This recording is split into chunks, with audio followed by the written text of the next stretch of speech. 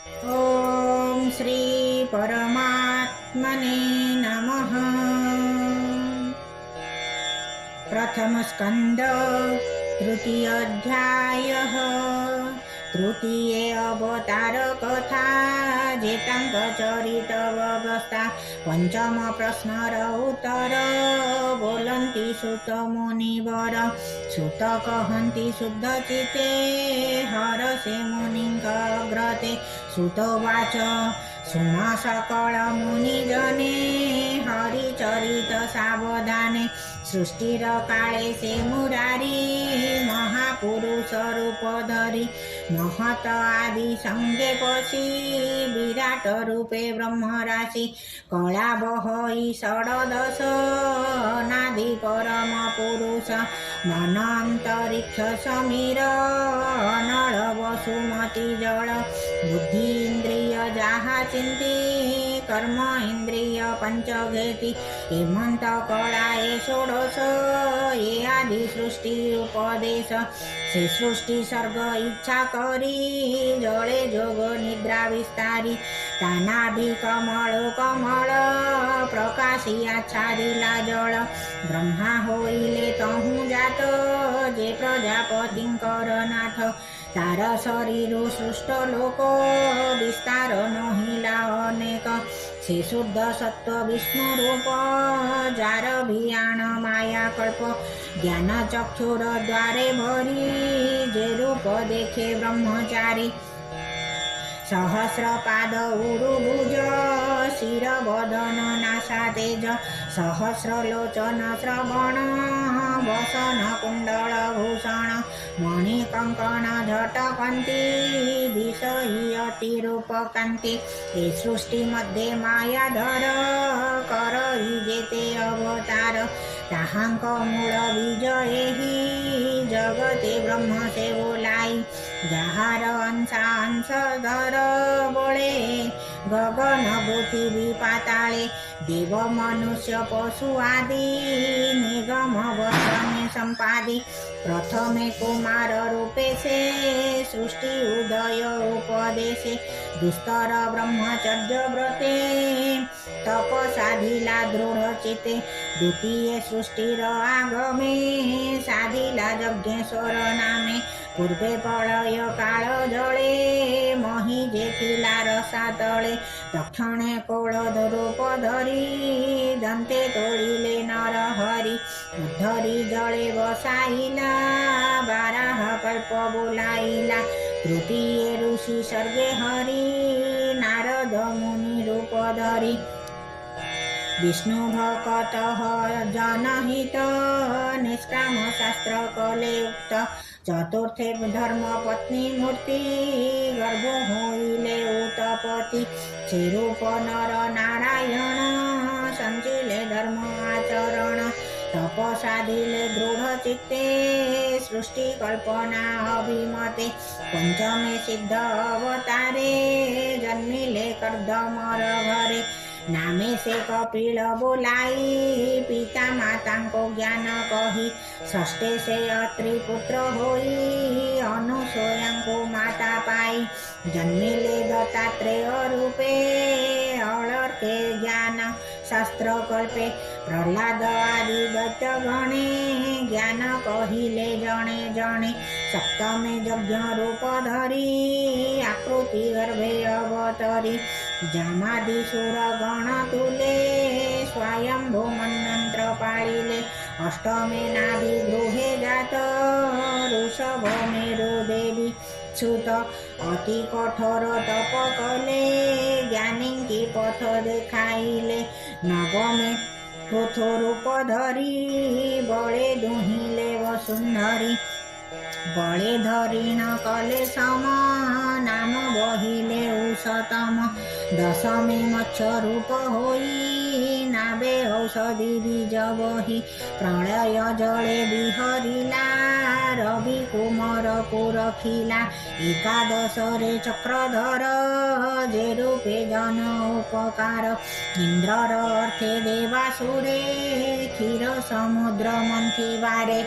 से विभो कूर्म रूप होई मंदर गिरी पुष्टे वही द्वादश सर्गे विश्वकल्पे जन्मिले धन्वंतरी रूपे अमृत क्षीरार्णवो आणी देवंको पियायिले पुणी मोहिनी रूपे त्रयोदशे असुर मोहे काम वसे चतुर्दशे नृसिंह बपो विदारे हिरण्यकशिपो वामन रूपे पंचदशे बळी की छळिले विश्वासे षोडश अवतारे हरि परशुराम रूप धरी पिता बद्धरे अहंकारे धरणी एकविंशवारे भ्रमिले महाकोपानळे राजांको धरी बाहुबळे दुष्ट क्षत्रिंक काटी मुंड रुधिरे पूर्ण करी कुंड तर्पण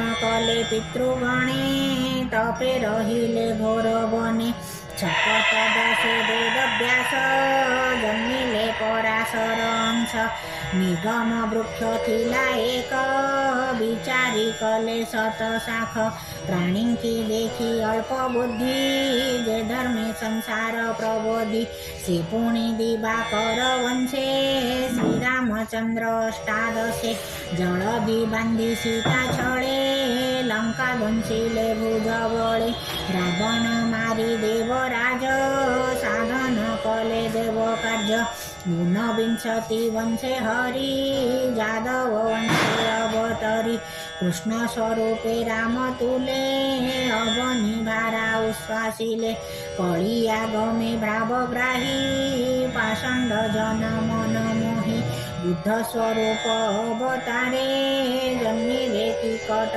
नगरे ज्ञान उद्देश्ये भगवान मोहिबे असुरंक मन हेमंते जन्म एकविंश सुजन हिते ऋषिकेश श्रीपुणी कଳି जुग अन्ते राजांको देखिए जगते निर्दय हृदय प्रजा मारी धन जीवन निंती हरि से काले विष्णु जसा घरे जन्मिले कल्की अवतारे ननहु बेग बलवंत अश्व आरोही जगन्नाथ नंदक खड्ग करे धरी दुष्ट राजांको वेगे मारी अळप प्रजा जन शेष रखिबे प्रभु पीतवास शेषत्व निधि मायाधर असंख्य करे अवतार जथा जिमुत पुष्टि जळे सहस्र नदी महितळे ऋषि देवता मनु राजा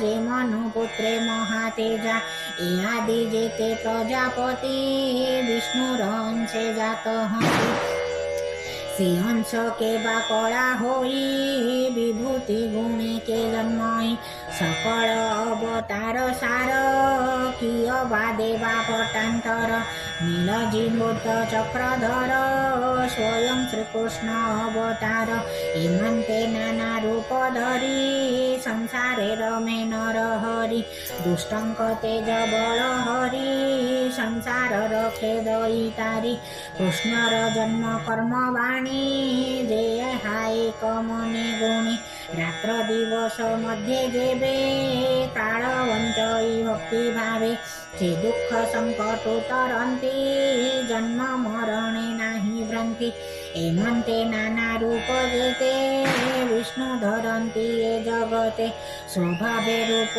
तार नाही निर्लेप निरंजन सेहि मायार गुणे विरचित महत आदिरु संभूत जेमंते मेघ शून्य थांती पवन बळे से उडंती पार्थिव रेणु जेमंते उडंती पवन विघाते आकाश धूसर विषयी नाना वर्ण रे आभासई ताहाको दृष्टि भेद देखी जे सत्य प्राये उपलखी से रूपे आत्मा रे शरीर कल्पना करंती जे नर ताहाको बोली ज्ञानहीन एबे हो मुनि गणे शुण स्वभावे दृश्य वस्तु नहे गुण आवरी देह बहे एनु से जीव रूप बही जन्म मरण पथे थाई એ સ્થૂળ સૂક્ષ્મ રૂપ જે તે સંભવે વિષ્ણુ માયાગ્રસ્તે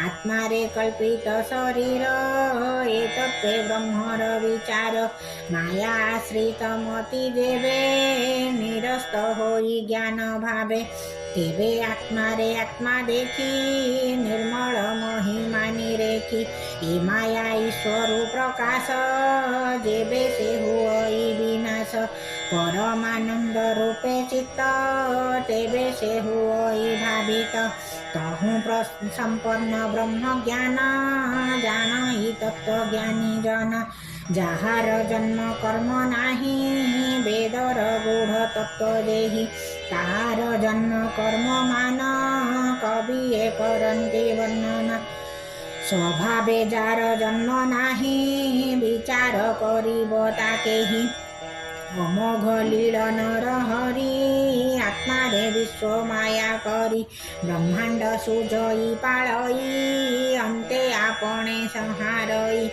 પ્રાણીંગ મધ્યે આત્મતંત્રે ષડ વર્ગ ભોગ કરે નિત્ય એનું ઈશ્વર સે બોલાઈ કેવા ઉપમા દેવી મુહી ઈશ્વર લીલા કર્મ જે તે કે જાણી પારે તર્ક મતે એહાર અછી જે તે નામ સ્વભાવે જે તે રૂપ ગુણ અજ્ઞાની કે જાણી બતાહા દુરધિગમ્ય વિષ્ણુ માયા નટ દેશને માયા કરી મોહી કહો વિસ્તારી સે ચક્ર પાણી રચરિત કે જાણી પારે તાર તત્વ સે હરિપાદ પદ્મગંધ જે નિત્ય પિયે મકરંદ હિંસા કપટ દૂરે તેજી સર્વાનુકૂળે કૃષ્ણ ભજી ભક્તિ ભાવેણ ભજંતી સે કૃષ્ણ મહિમા જાણંતી ધન્ય જીવન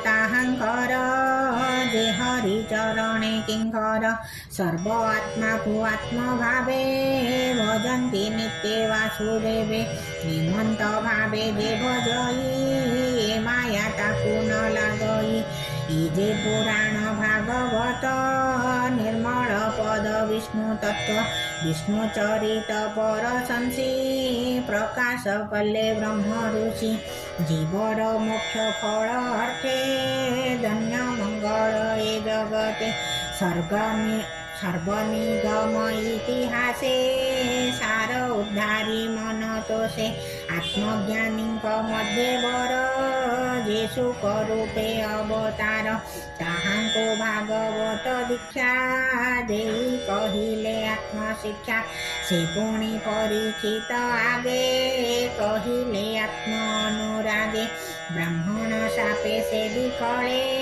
નિવાસ કરી ગંગા કોળે પરમ ઋષિ મેળે થાય કૃષ્ણ ચરણે મન દેઈ એ ભાગવત શાસ્ત્ર સુણી તરી લાભ તરંગીણી શ્રી કૃષ્ણ ગલે નિજ ધામ સંગતે ઘેની જ્ઞાન ધર્મ એ કળી જુગે જે તે નરે પડી રે માયા અંધકારે તાહાંકુ તપન ઉદિત હોઈ ભાવે ભાગવત રાજા સંગતે ગંગા તટે અનેક ઋષિંક નિકટે એ ભાગવત તત્વવાણી સુખ મુનિંક મુખુ સુણી જાણી લે સુખ અનુરાગે એવે કહિવા તુંભ આગે એ ભાવે ચિંતી નર હરી ઘોર સંસારુ જીવાતરી બોલો ઈ વિપ્ર જગન્નાથ સુજન હિતે ભાગવત